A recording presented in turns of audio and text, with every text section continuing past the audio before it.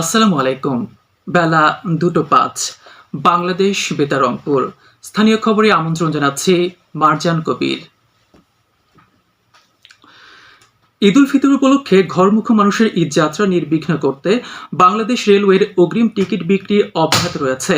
এ লক্ষ্যে পূর্বাঞ্চলে চলাচলের জন্য ১৯শে মার্চ আন্তনগর ট্রেনের টিকিট আজ দুপুর ২টা থেকে বিক্রি করা হচ্ছে। অন্যদিকে ঈদের ফিরতি যাত্রায় ২৪শে মার্চের টিকিট ১৪ই মার্চ পাওয়া যাবে। জ্বালানি সাশ্রয় নিশ্চিত করতে শিক্ষা মন্ত্রণালয় ও বাংলাদেশ বিশ্ববিদ্যালয় মঞ্জুরি কমিশন ইউজিসির নির্দেশনা অনুযায়ী পবিত্র ঈদ উল ফিতরের ছুটি এগিয়ে এনে আজ থেকে একাডেমিক ও দাপ্তরিক সকল কার্যক্রম বন্ধ ঘোষণা করেছে রংপুরের বেগম রোকেয়া বিশ্ববিদ্যালয়। এতে করে বিশ্ববিদ্যালয়ের সকল ক্লাস, পরীক্ষা এবং প্রশাসনিক কার্যক্রম আজ থেকে বন্ধ থাকবে। তবে জরুরি সেবাসমূহ এই ছুটির আওতামুক্ত থাকবে। বিশ্ববিদ্যালয়ের একাডেমিক ক্যালেন্ডারে নির্ধারিত ঈদ উল ফিতরের ছুটি শেষ না হওয়া পর্যন্ত এই আদেশ বলবৎ থাকবে। লালমনিরহাট ১ আসনের সংসদ সদস্য ব্যারিস্টার হাসান রাজীব প্রধান আজ সকালে জেলার হাতীবান্ধা উপজেলা প্রশাসনের কর্মকর্তাদের সাথে এক মতবিনিময় সভায় মিলিত হন। উপজেলা পরিষদ হলরুমে আয়োজিত সভায় সভাপতিত্ব করেন উপজেলা নির্বাহী কর্মকর্তা আফরিন হক। মতবিনিময়কালে সংসদ সদস্য উপজেলার ১৮০ দিনের উন্নয়ন পরিকল্পনা ঘোষণা করেন। এদিকে গাইবান্ধার গোবিন্দগঞ্জ উপজেলা পরিষদ হলরুমে আইন শৃঙ্খলা কমিটির এক সভা আজ সকালে অনুষ্ঠিত হয়েছে। গাইবান্ধা ৪ আসনের সংসদ সদস্য শামীম কায়সার লিঙ্কন সভায় প্রধান অতিথি ছিলেন।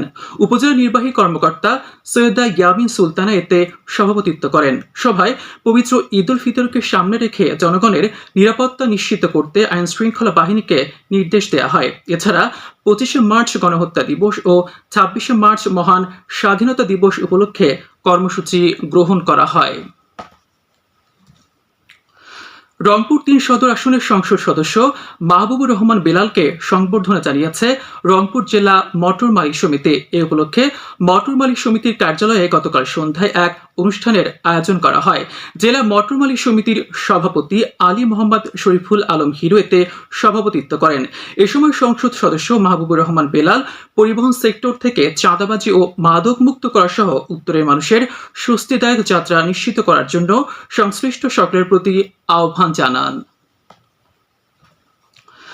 ২৫শে মার্চ গণহত্যা দিবস এবং ২৬শে মার্চ মহান স্বাধীনতা ও জাতীয় দিবস উদযাপন উপলক্ষে রংপুর জেলা কালেক্টরেট সম্মেলন কক্ষে আজ সকালে এক প্রস্তুতিমূলক সভা অনুষ্ঠিত হয়েছে। জেলা প্রশাসক মোহাম্মদ এনামুল আহসান এতে সভাপতিত্ব করেন। সভায় জেলা প্রশাসনের উদ্যোগে দিবস পালনের জন্য কর্মসূচি প্রণয়ন এবং উপকমিটি গঠন করা হয়। রংপুর নগরীর ৩০ নম্বর ওয়ার্ডের কুটিরপাড়া এলাকায় জেলা প্রশাসনের ভ্রাম্যমাণ আদালত আজ দুপুরে অভিযান পরিচালনা করে ঈদে বিক্রির লক্ষ্যে মজুত করা বিপুল পরিমাণ ক্ষতিকর ভেজাল চিপস ও কোমল পানীয় জব্দ করেছে। নির্বাহী ম্যাজিস্ট্রেট তমাল আজাদ অভিযানে নেতৃত্ব দেন। এ সময় দানেশ ট্রেডার্স প্রতিষ্ঠানকে ১ লাখ টাকা জরিমানা সহ প্রায় ৪ লাখ টাকা মূল্যের পণ্য জব্দ করা হয়।